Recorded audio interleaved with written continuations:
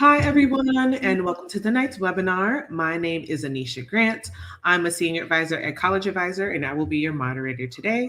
Today's webinar is Undecided About College, Create Your Own Path, a special presentation from CIEE. Before we get started, just to orient everyone with the webinar timing, we'll start with a presentation, and then we'll open up to answer your questions in a live Q&A. On the sidebar, you can download our slides under the Handouts tab, and you can start submitting questions whenever you get ready in the Q&A tab. But first, let's meet our presenters, Jeff Bradley and Skylar Jeffries. Hi, Jeff. I think you're going to start us off. Yes, hello, and thank you, Anisha, and welcome, everybody. Thank you for joining us this evening. Assume it's evening for all of you out there, but perhaps not. My name is Jeff Bradley, and we will do an introduction of my colleague Skylar here in just a moment. We welcome you to this session on Undecided About College, Create Your Own Path. So what we're going to cover tonight in this hour or so will be some introductions, and then we're going to go quick intro about what we represent in CIEE, but we're really here to talk about you, the students considering what's next. And we're going to talk a little bit about options other than going immediately to college after you graduate from high school. We're going to take a little bit of time to look at some of the different options between a gap year and what we call first year abroad, which is before you enroll in a college. We'll look at some of the options we have within CIEE, and then we'll talk about what's next and some options for you to be considering. We'll also have some time at the end for question and answer. Meanwhile, you'll see on your panel an opportunity to pose questions in the Q&A. We will gather those in the course of the session, maybe answer some of them in the middle of things, and then have some time at the end for some Q&A as well. So feel free to save your questions to the end if you want, or if you've got the burning question, put it there and we'll do our best to try to answer it as we go. So again, my name is Jeff Bradley at CIEE. I am the global head of school. I started in this role in October, so I'm still learning my own way around the organization. We'll look at the organization in just a minute. It's a large one, over 900 employees in centers around the world with headquarters in Portland and in Boston. My own background, which I want to refer to because it's significant to me and relevant, is that when I was 16, I spent 3 months living with a host family and studying at a school in Italy. I was a junior in high school, and that in some ways set me on a career path that I'm still on today. My son, our son attended a gap year with CIEE about 10 years ago, a gap semester in Italy. And that made a huge difference in his own journey as well, which I might find an opportunity to talk a little bit more about. My role with CIEE now is managing and promoting the high school opportunities, let's say pre-college opportunities, because that includes high school summer programs, plus semester-long programs that we offer around the world, as well as our post-high school graduation options, which we're going to talk about tonight, gap year and first year abroad. So I'll turn it over to Skylar now. Thank you, Jeff, and hi, everyone. My name is Skylar Jeffries.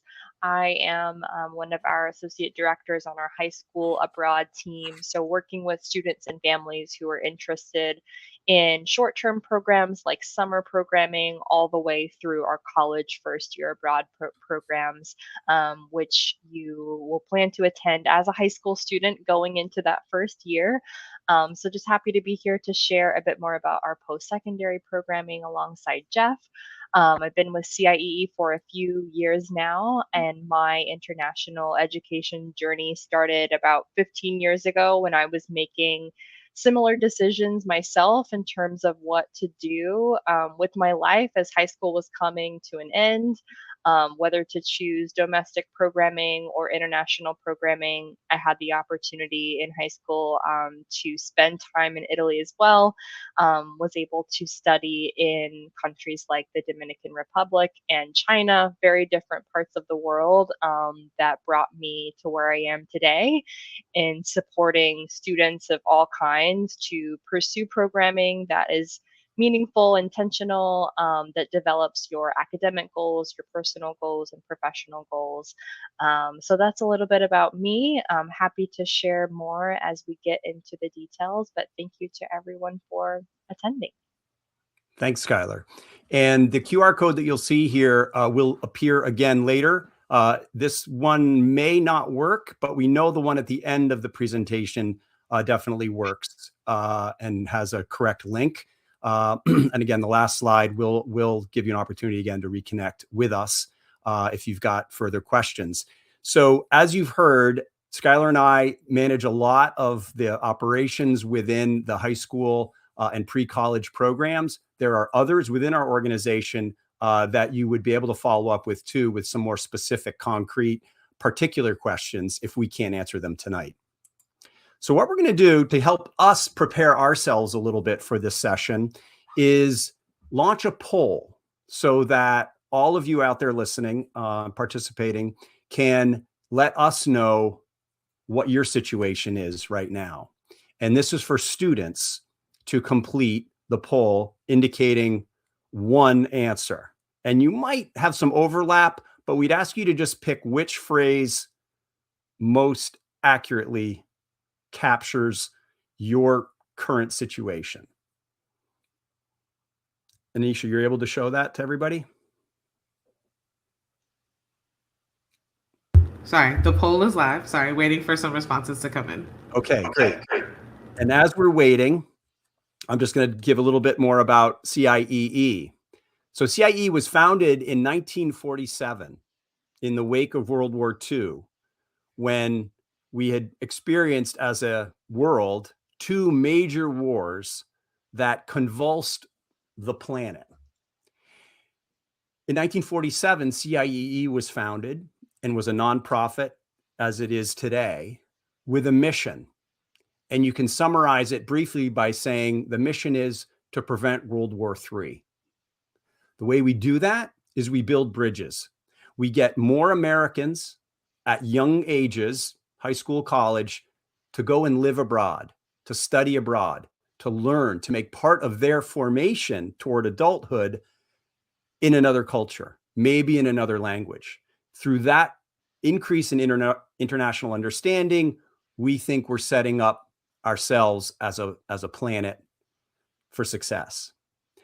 What we do today is we help thousands, tens of thousands of students study abroad. And it goes both ways. We also have an inbound program where students are coming from around the world to schools in the US. Where Skylar and I are focused is on the outbound program. So what we'll do as we get the results of these poll, thank you for your submissions, is try to tailor somewhat what we're presenting to you. This overview and these slides are kind of covering a lot, so bear with us. We're going to race through some of this, spend a little more time in some areas than others. A copy of this will be available, I think, as Anisha said earlier, so don't worry too much about recording any of this directly. Do you want the poll results, Jeff? Sure. Okay. So we didn't have everyone participate, but I think we had a decent enough sample. About 14% of folks say that they have applied to college and or have been accepted to their top choice college. Great. Another 14% are planning to attend college, but are still deciding where to apply or what to study. The majority of folks, 43%, are considering college, but are seriously exploring alternatives like gap years, studying abroad, or studying abroad for the first year.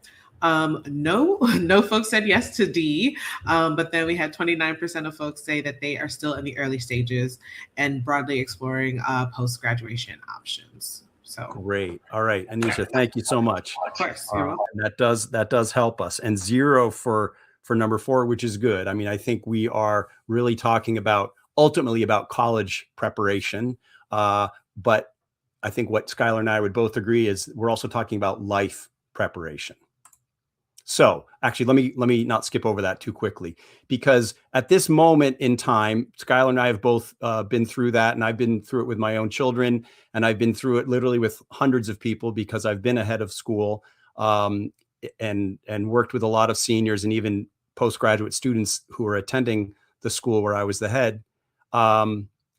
Feel the uncertainty of this moment in time, and are looking for some clarity. So one of the messages I hope you take away from this session is that you are at a moment of great opportunity, and to see it that way. It's a bit dark and uncertain and maybe foggy, that path ahead, but you have some opportunities here, no matter what you do before college. Most of you, I think, are looking to take a breath, take a break of some sort. It may not be a break from school, from academics, and we'll talk about that in a moment, but it could be. It could be a break from academics before you go back into that learning mode that college is going to demand of you. Making that decision is difficult. And we really want to emphasize to you that you have opportunities, you have options. And part of our goal tonight is to show you some of the options that you do have. Shine some light on them, make them look clear enough, attractive enough, interesting enough. And of course, goes without saying, but we'll say it anyway. We work with a group, CIEE, a nonprofit that has been in this business for a long time. There are other providers who offer gap year kinds of programs, and there are other places where you can take courses for credit before enrolling into college. We'll talk about some of the CIEE offerings later tonight, and hope that you would follow up if you remain interested in some of these options. Again, give yourselves a break. You've got options, you've got opportunities, no matter what you're bringing with you, what kind of a transcript, what kind of grades, what kind of school you're from, there are opportunities out there. Now, I know some of you have already picked a college from what you've said in the poll. Others aren't quite sure. And what we're doing tonight is help you, I hope, help you to frame a little bit of the work ahead as you think about what might the next step look like for me. One of the things to be mindful of is the importance, as it will be later in life as well, is to stay true to your values and who you are. Some of you may not know yet fully who you are. I mean, we're all in that journey together. At your age, though, try to understand, what is it that I feel comfortable doing? And where is it that I feel like I could challenge myself, where I could stretch myself? This is a chance between gap year or first year abroad, which we'll talk about, for you to stretch yourself before committing to that 4-year college. So here, let's take a look at the options that we've been talking about here. Traditional college, where you just enroll in a 4-year college. Some of you are ready to do that right away. Others might not quite be ready to go full on to a full 4-year college and might want to stay in a community college, either for the duration or just as a stepping stone to college. That way, maybe you earn some credit, maybe you pay a little bit less money, and after which you can transfer on to a 4-year college. Those are not the things we're going to talk about so much tonight. We're going to be talking about that third item there, the gap year or college first year, which is really about taking something of a break before college so that you can experience something a little different abroad before starting college. And that's where we're going to be focusing on those items. So the pathways, when we think about and talk about options and opportunities, here are some of those options that we're going to look at with you. Those of you ready to go right away, on the left side, apply to colleges, and you can start right away. We're going to be focusing on those next 3 items, though. Apply to colleges, get in, and defer when you begin college. That is, you get your acceptance letter from a college, after which you send the college a note that you wish to defer your enrollment. We'll look at more on that in a moment. The other is you take a gap year where you don't go to college, but you also don't go back to school. You just need a break. You need a break from the grind. And I would imagine many of you are experiencing that grind right now. And we're right back into school after the holidays, and we've got a big semester ahead. Some of you are heading into midterms, I'm sure, in the next week or two, depending on when your trimester or semesters are. A lot of good reasons to take a break, personally, professionally, emotionally, academically, relationally. Taking a break, a breath before college is a valuable step. That is the one that our son did, and it really set him up to be rested and focused for his freshman year of college. I don't think he would have been quite as focused if he had gone straight to college right after high school. And then that last option is kind of in between, because there you are kind of going to school. You're taking courses in a CIE center abroad. And those courses are taken for credit that you can then use to get into a college at an advanced standing, whether it's halfway through the freshman year or at the beginning of your sophomore year, having taken a full year of courses abroad.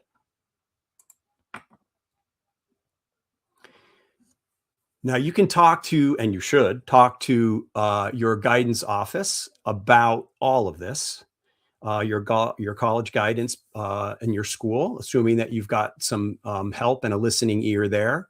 College admissions officers as well in the colleges can answer questions that you may have about the value of international study abroad or a gap year. My experience, and it's both professional and personal from what our son experienced, is that colleges value the time that you spend between high school and college enriching yourself in non-academic ways, or in academic ways that are not traditional, that are not just part of that high school grind that you're all familiar with. That third bullet point is one worth taking a quick look at too, which is that in some cases, applying as a transfer student, your chances of acceptance are greater than they are if you're compared to applying as a freshman as a first year student in high school. So applying as a transfer student after a year abroad, midway through a year abroad, that may be a better option just statistically for some of you. Okay, so what about deferring? Deferring, which we would define as getting into a college but delaying your enrollment. So that looks like a few different things, but typically you would go through the regular process of applying to college, having your teachers write your recommendations, submitting your SAT scores, whatever else part of your application package, receiving the acceptance letter. Sometimes the colleges will tell you, if you choose to defer, here are the steps to follow. They may not tell you because they may want you there in the fall. You can say to them, I would like to defer. They're not going to say, oh, we take away your acceptance. They might push back. Most likely what they're going to push back on is, what are you going to do with your time away? And that's when you want to be able to say, here's what I'm doing. I want to show you what I'm planning to do. And that, ideally with their blessing, you can then schedule your time away.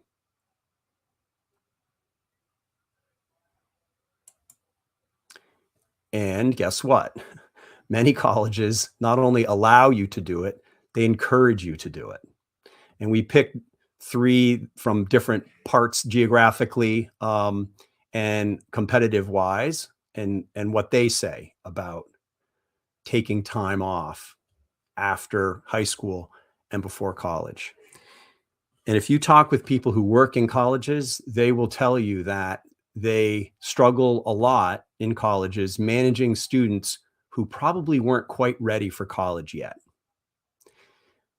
I think those same people will say, people who have gone abroad, who have faced the challenges of living in another culture, of managing their own finances, of managing the challenge of communicating across cultures, maybe in another language, is excellent preparation.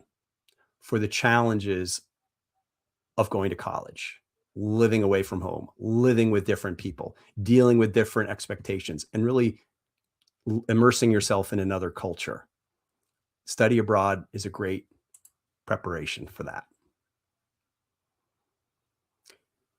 We do this a lot with students. So if you are into the process of applying for a gap year, we have lots of guidance and forms and reminders to help you stay on track with that.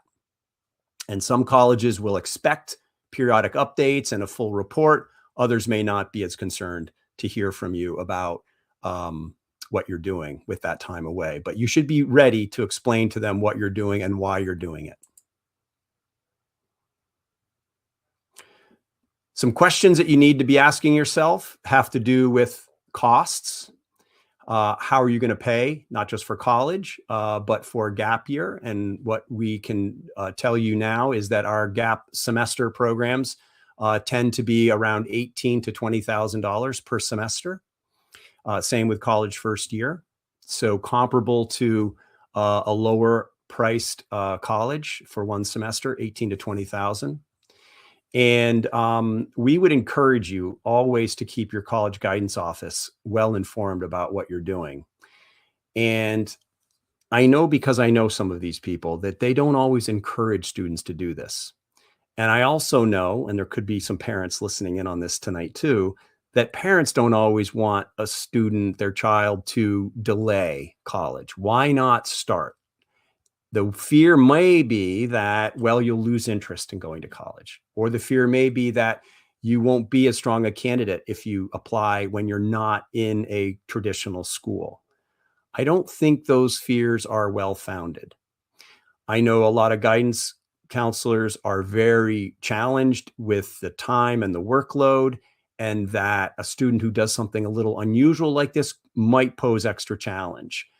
I would continue to stick by your own values and your interests and your energy, and get to know what your options are, and then stand up for what you believe you want to do.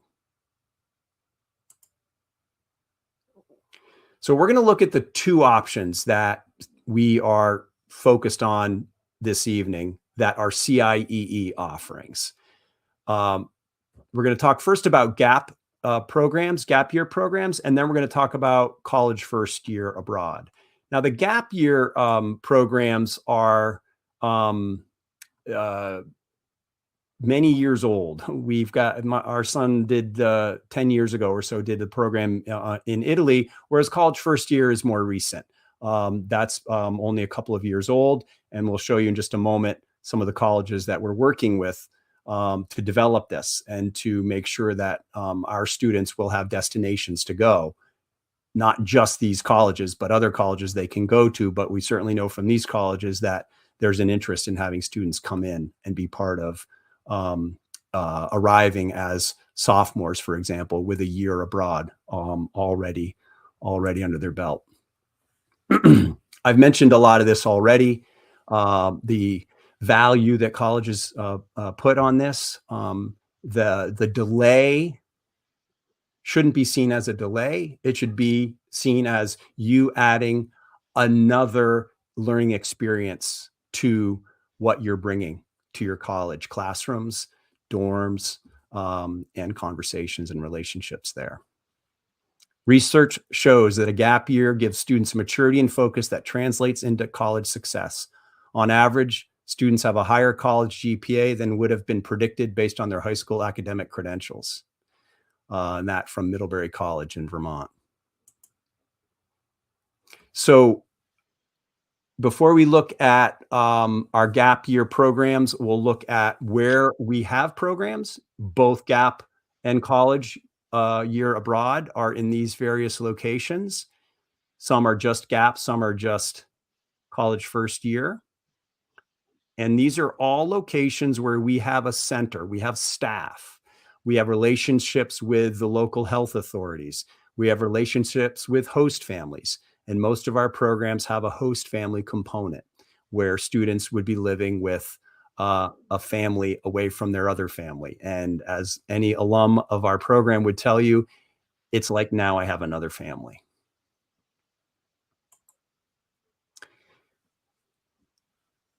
Okay, so I'm going to turn it over now for focusing on GAP to my colleague Skylar to walk you through the next few minutes about the GAP year, and then I will pick it up from there with the first year abroad slides. Go ahead, Skylar. Excellent. Thank you so much, Jeff, for walking us through what the pathways look like, what it looks like to defer. I know a couple of you shared that you've been accepted to college and you're thinking about your next steps, whether to start right away or to defer.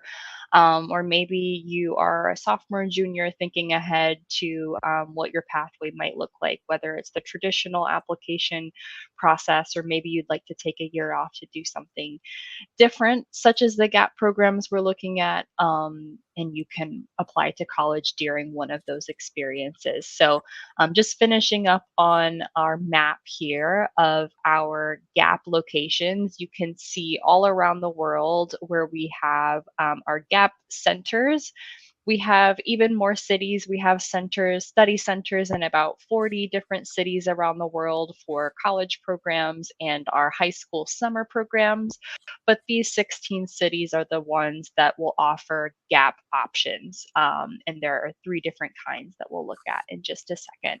But as Jeff shared, each city has a CIEE study center. Most of the time, that is a space that CIEE manages. We have classes there for high school and college students, adults doing teach abroad near those centers.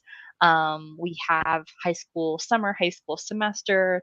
For college, we have our first year abroad students or our college study students who may be attending college somewhere in the US but go through CIEE to do an abroad experience at one of our sites. So, a lot going on at each of these locations, which means that you will truly be part of a great network of both instructors and students who are going through a similar journey as you are.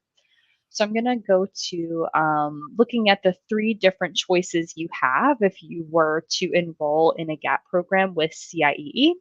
We have three different types of programs. The first is an internship and culture program. In that kind of program, the focus is to gain real world work experience through an internship placement where you'll spend each day of the week working in that placement. The second option is language and culture. In this option, you will be attending a local language school with both CIEE students and other students in that host city. So the goal is really to develop your language skills in that program. And then the third option is travel and culture. So this is kind of the least academic or work readiness focused. It's more of a travel and experiential learning program where you can either explore a few different cities within one country or jump from country to country to country for a few weeks at a time. It's still a pretty highly structured program, and that we're moving as a cohort across locations with activities both in English and in the host language. So you can kind of think about those three options and think about yourself, what you feel is most important to you in that next step, whether it's that work readiness or maybe you really want to dig in and grow language proficiency um, in a semester or a year away, or maybe you just want to get away and travel and experience a few different places in a tour-like program. So first, I will go over some details about the GAP internship program. So this would be a 12-week internship, so a few months long. You would be placed in a company abroad in either Abu Dhabi, Buenos Aires, Cape Town, or Sydney, and you could expect to intern for up to 20 hours each week. The housing for this program is student housing, and you'll be with other students either in the internship program or students who are from our college study program at that site. So, for example, if you are interning in Buenos Aires, there will likely be other students who are spending their college semester abroad alongside you. So you'll get to participate in some activities and excursions along with them. And then for all of our GAP programs, I'm looking at that bottom bullet point there. For all of our GAP programs, you have the option to take online courses at Arizona State University, one of our partners, for online work, and the option to participate in a professional development course. So that is, in a nutshell, what you could expect in the internship program. Every site has its own web page where you can learn more about the location itself and what types of internship placements exist at that study center.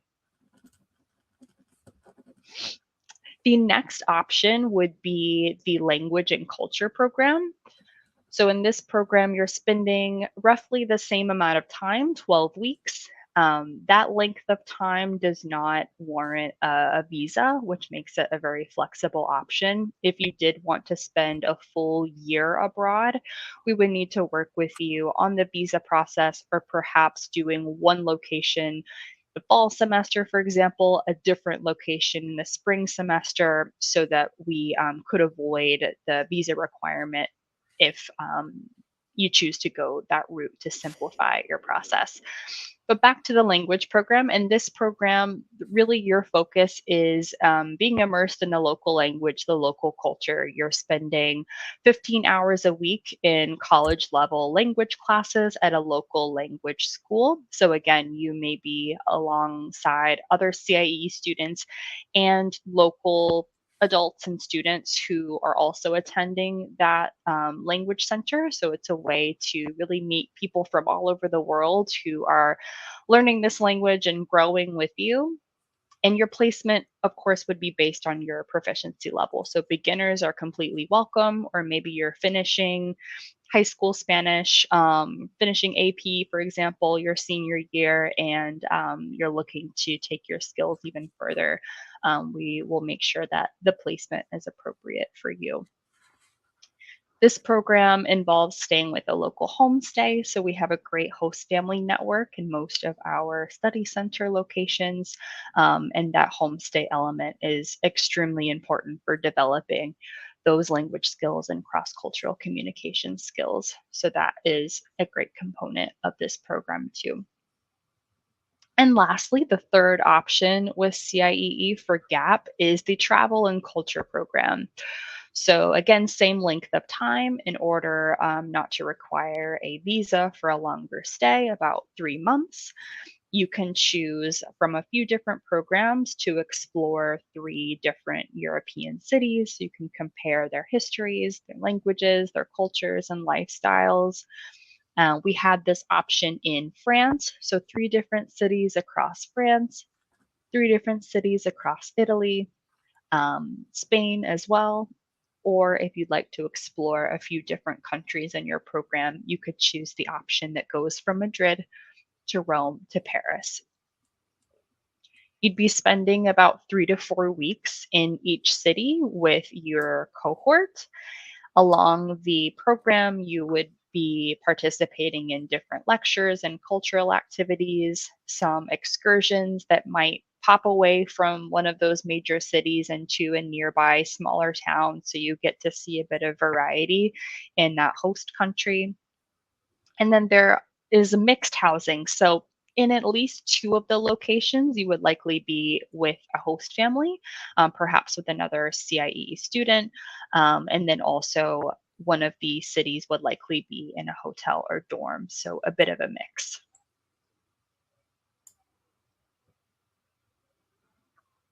I think that concludes the 3 GAP options. So I will pass it back to Jeff. And then if you have any questions, you're free to jot them down in the Q&A section.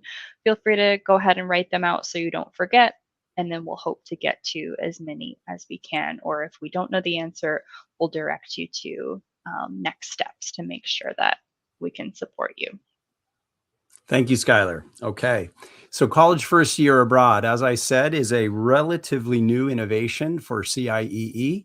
More and more colleges these days have their own internal year abroad programs for the first year. And they do that for a variety of reasons.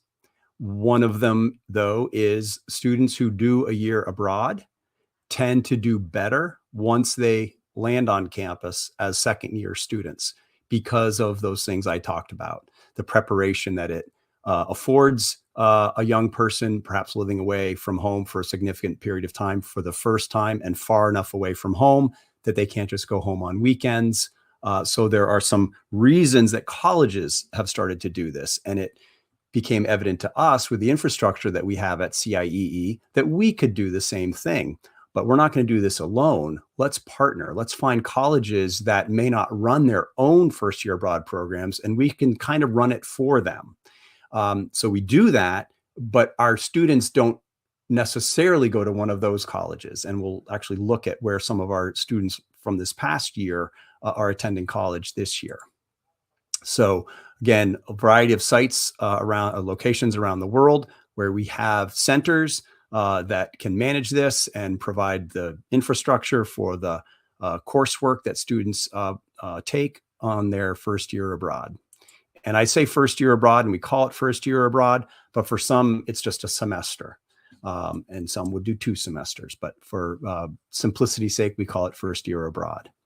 And some of the benefits, we've already talked about some of these, and I'll point out that one at the bottom there, which is that students can earn credits, up to 14 credits in the course of their time on first year abroad. And those are transcripted, credited courses from credits from an accredited university, whether it's Arizona State University, which provides online courses, or in-person courses, which are accredited by Tulane University. So the transcript would be an official transcript, and it would appear on an official transcript that could be transmitted from the institution to the institution. They typically, official copies don't go directly to the student, but as you apply to a college or you enroll, you would have that official transcript be part of your record as you enter, presumably as a second-year student.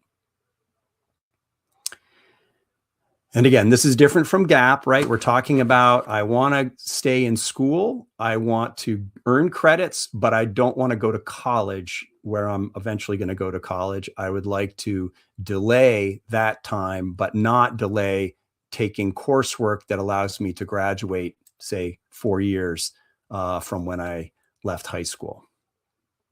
Getting into some of the details here, the courses are designed as in 6-week blocks, and you would take 2 of them. So a semester would be 12 weeks in 2 blocks.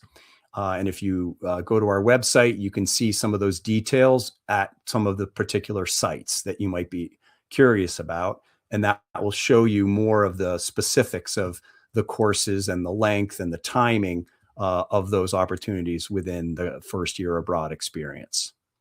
And again, you can also mix locations and not stay in the same place the whole time that you're abroad. And notice too that I mentioned the values of homestay, and they are significant, the value of homestay, but not all of our programs have homestay, and not all of them have homestay for the full duration. So often you're living in a dorm and living more like a college student would be living on a college campus in the US. Now, the benefits besides the personal ones are academic, and they are also career oriented. And I want to mention something about that as well, to say, when you do a study abroad experience, you are gaining know-how about yourself, about the world, about how people work, about how you work, about your own strengths, that when you're applying for jobs in the future, you're going to draw on. You will, because you can't help yourself, because that experience put you in situations that you would not have had had you stayed on the normal track, the normal course. So there's an intangible set of values that you're going to be able to draw from your experience abroad. And I would say that's especially true with a college first year abroad, because of the academic component that's added to this. Academic that's valuable because it has currency that translates right back onto your transcript back in the US. So I mentioned the college first year abroad partners. Here they are, and it's a growing list. It started small and it's getting bigger every year. And these are colleges that support what we're doing, that are not guaranteeing admission to students who do first year abroad with us, but are saying if they do first year abroad and they are admitted, we will accept that credit. And they can do so knowing that we will accept the credit. In all cases, again, emphasizing, keep your college guidance office informed about this. They may not even know about this particular program, obviously. There's a lot of information on our website, and they can also reach out and contact us for more information. But also contact these individual colleges and universities. If you're interested in any of them, you can say, here's what I'm thinking about doing. What do you think about my doing this? And ideally, you'd be talking to the right person, probably the appropriate admissions officer at that university or college for your region, wherever you are in high school, and they can give you some guidance on thinking through all of your options. But particularly this one, because it is a little bit tricky regarding the credits. And do you start midway through the first year, or do you do a full year abroad and then come in as a sophomore, second year student? We've raced through this, we realize, and what we want to do now is sort of talk about, okay, what is that next step after this experience of gap year or college first year abroad? And we've already, I think, suggested some of this to you, that your preparation for college is enhanced no matter which of these you choose, that your first year abroad experience gives you a readiness to manage the life of a college student in a way that high school may not. And by the way, this is the list of colleges that recent students, both GAP and college first year, have enrolled at. And I think that's this year's tally, or a selection of this year's colleges and universities that are students from last year who attended our GAP or first year abroad programs last year. That's where they're going now. And then as we've said as well, Skylar and I, that gap year abroad is going to give you a whole new array of skills and awareness.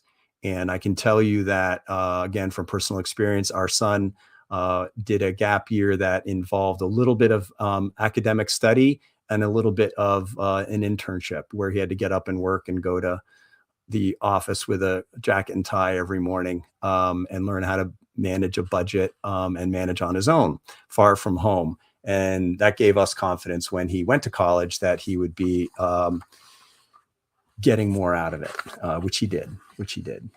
And you can see a nice quote there from one of our GAP students from a year and a half ago. All right, so I'm going to let Skylar talk a little bit about next steps that you should be thinking about when it comes to college year abroad, first year abroad, or GAP. So go ahead, Skylar.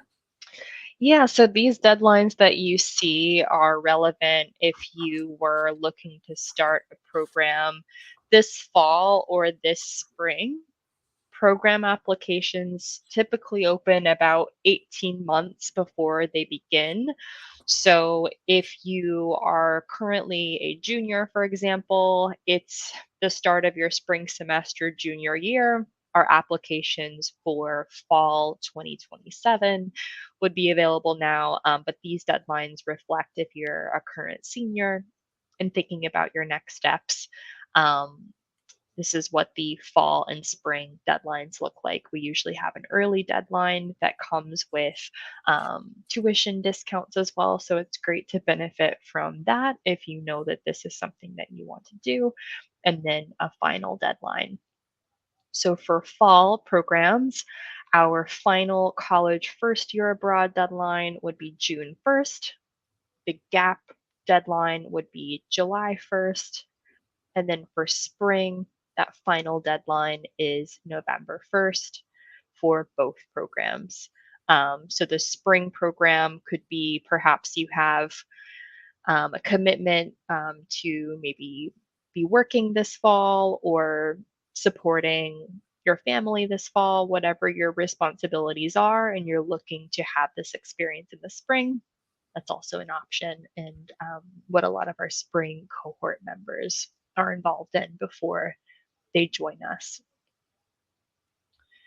And then next, we wanted to share a couple quick links for you to use. Of course, you'll have these slides after the presentation, but if you are curious to have a look now, you can go ahead and use a phone to scan and see what the application looks like.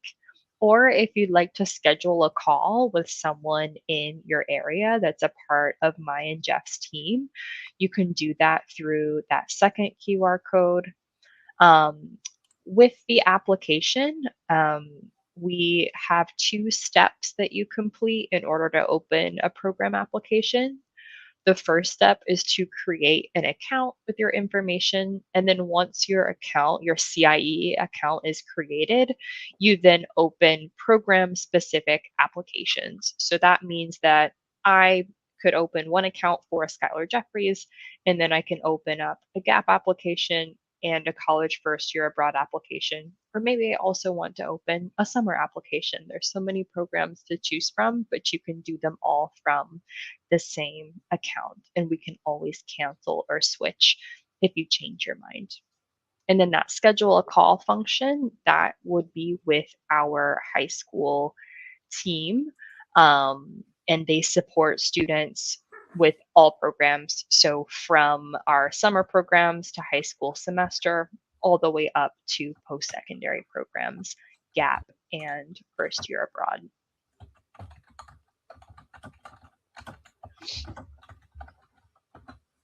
Okay.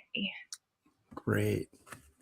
We're at 8:47, so we have a little shy of 15 minutes left to take some questions. I'll leave this up on the screen. Go ahead. I see one good question there, and just a reminder too that you can download the presentation under the handouts link that's on your screen. And one of the questions that came through that I want to do a quick transition. Sorry for folks, just for the sake of the recording, just to let folks know that the presentation is now over. With Q&A, if you are having any challenges with submitting a question, know that you may have to log out, log back in through the link via your email to ensure that your question can be sent.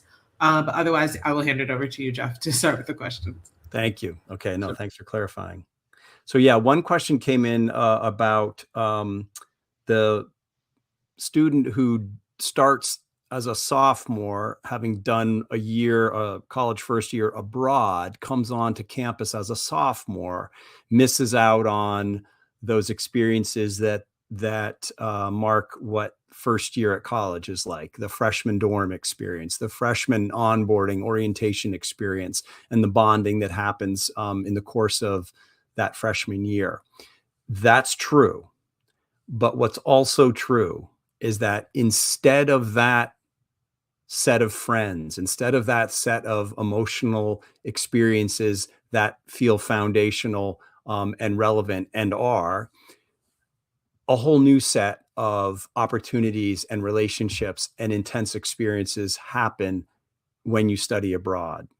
And that family that you form abroad, also your host family, but those friends that you make, whether they're other students that like you are doing a first year abroad program, or some of the other students that you meet in the course of your living abroad, are another part of who you are and who you will become, foundational in their own way. In college, the second year students, often applying as or enrolling as transfer students, find themselves in a mix with many other students in a very similar situation as transfer students, who themselves live through a unique experience together. So it's a different set of unique experiences that become priceless and become foundational for a young person. So I would see, again, the opportunity that comes with the study abroad experience, even when it's missing the traditional first year of college on campus.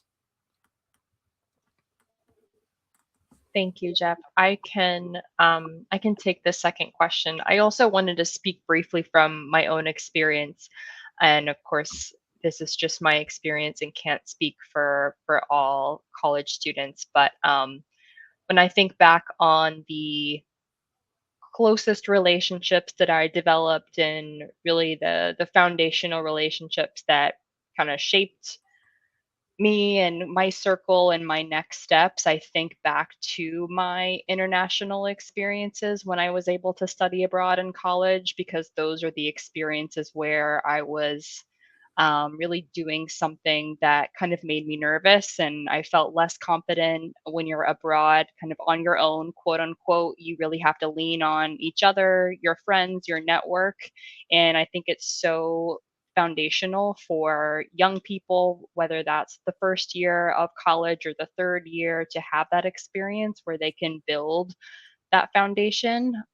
So for me, my first year of college was not the time where I built those long lasting relationships. It was later on in my trajectory when I had an international experience when I built that. And as Jeff said, I think that it just goes to show that wherever our students are when they have that experience, what they do experience while they're away and the relationships that they build will kind of become that will shape what those next steps look like. So if they are abroad for their first year, their network grows perhaps even more than they could have imagined it growing if they had stayed at home in a traditional college campus setting.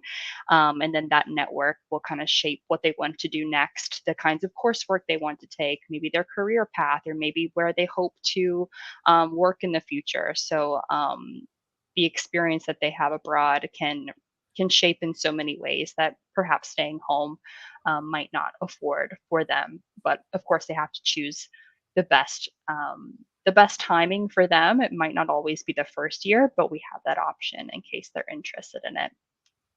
And in terms of deferring, if a student were to defer, let's say they are accepted into their college currently and they defer for a year, they could participate in gap year and then enter their college as a freshman. Or if they do first year abroad, that would depend on their college's requirements for what that deferral entails. So if the college does not allow for students to earn credit during their deferral, so there might be a caveat where the college says you can enter fall 2027, but in the interim, you're not able to attend college classes. You would just need to make sure that you understand the terms of that deferment because it's not always allowed. Whereas for GAP, are pretty flexible with what you do with your time if you're not earning credit. In terms of spending one part of the year in one location or doing two different programs, perhaps one during one semester, one during the second semester, yes, that is an option. But for immigration purposes, we would just have to look at which country combinations we could do. So perhaps you might be able to do an internship in Buenos Aires for one semester and then do the Europe travel program for the second semester because you would not be overstaying over 90 days in Europe, for example, for that program. So you would work with one of our advisors to understand which locations you would like to go to, if there are any conflicts with the dates there in terms of warranting needing a visa or not. I did get a question from the registration that I thought it would be helpful to share. Someone asked, is it better to take a gap year than to attend a college that you're not excited about? Oh gosh, that's an easy one. I would say much better to take a gap year. And I would say this from all perspectives, including a parent who is going to invest a lot of money, presumably, to help their child through college. That the investment in a gap year is a time for a student, a young person, to clarify what it is that they want to do, what it is that they're good at, what it is that they aspire to be, perhaps. And that's hard to do when you're in the grind of high school. And I can understand a student saying, I'm not really excited about college. It may be about that college, but it may also be, I'm just not excited about getting right back into this very busy grind. And GAP is a wonderful way to maintain momentum toward growth and adulthood without throwing yourself off track on the way to college. And yeah, I hope that answers that question. It's a good one. Also, the question about the Tulane courses, I don't know if I can put this in the chat. Can I do that? Will that work? So yes, we do show courses that are offered in our centers. You have to scroll down and click through some of the links, but you will find on our college first year pages for the various sites just about all the information that we have. And if you click, you can get right into the course syllabi. And each location has a course section where you can read through the classes that are offered at that site. And all of those linked courses are in-person courses that would be delivered at the study center. And then we also work with ASU, Arizona State, for optional online courses so that students in either the GAP or first year abroad program can add online courses to their course load. But if your student were doing college first year abroad, they would be required to take at least half of their courses in person. And the Yeah. site specific ones are listed on each program's webpage. And last thing I want to say is that studying abroad or living abroad in a gap year is a way for young people to develop a superpower. And the superpower is perhaps speaking another language more fluently, but it is definitely understanding another culture better, including my own culture, because I now have to explain America to someone who's never been to America. I need to be in a different bubble, looking back into the American bubble. There are things you learn in that experience that you just cannot learn staying in your own context. And when you emerge, you realize, wow, this feels like a superpower. So that is one reason why I hope people out there will consider doing something other than stepping directly into college right after high school. We did have a few questions. Folks were, I guess, thinking about leveraging the program as a way to clarify interests. They were feeling undecided. And so I'm just curious if you have thoughts about that. Someone asked explicitly, like, how can you help students determine their future goals if they're feeling undecided? I know that there are a lot of different pathways for the program, but wanted to give an opportunity to address that question. Yeah. I mean, a quick answer I would offer, and Skylar, go ahead, is the GAP and do an internship.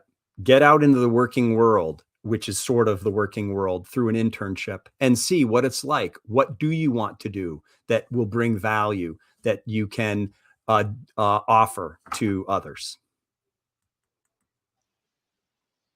I think too, back to the question about, is this alternative experience better for me than jumping into a college that I'm not excited about?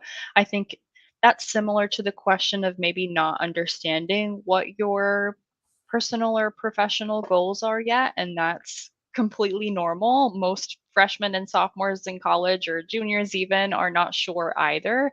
So I think it's really great that you know that already about yourself and are kind of starting to confront that and seeing what else is out there so you can get more real life experience. If you did a language immersion program in Toulouse, France, for example, for 3 months, just just imagine how much you will grow from that experience with your proficiency, with meeting people from all over the world who are studying with you, to navigating a new city on your own. These are all experiences that build your confidence, and you learn so much about yourself, as Jeff was saying, about yourself as a person, but also as an American or wherever you come from, so that you feel more confident about your next steps. You have more of an understanding of who you are, what you like, what you don't like. You get to meet people where you learn about their trajectories, and you can let that influence how you see your next years going, and where you want to put your energy. So I really don't think you can go wrong with doing a program like this. It's just kind of understanding which one could you get the most out of, and how could they contribute to understanding yourself better and where to go next. So I think that that's a perfectly fine place to be in, is not being sure. The word that's been ringing through my head throughout the presentation has been like the sense of developing your own agency in a lot of different ways. But so yeah, thank you both for the presentation. I think that agency is like a core part of the college admissions process, and obviously the process in transitioning to college. But we are going to end it there. Thank you so much, Jeff. Thank you so much, Skylar, for sharing your perspective and opinions and sharing your experience at CIEE. Again, the session will be recorded and available at some point tomorrow. You can still download the slides under the handouts tab. We hope you gain insights into alternative pathways for starting your college career, and we hope that you'll join us for our future webinars. But until next time, take care and have a great evening, everybody. Thank you, Anisha. Thank you, everyone. Thank you, Anisha. Thanks, everyone.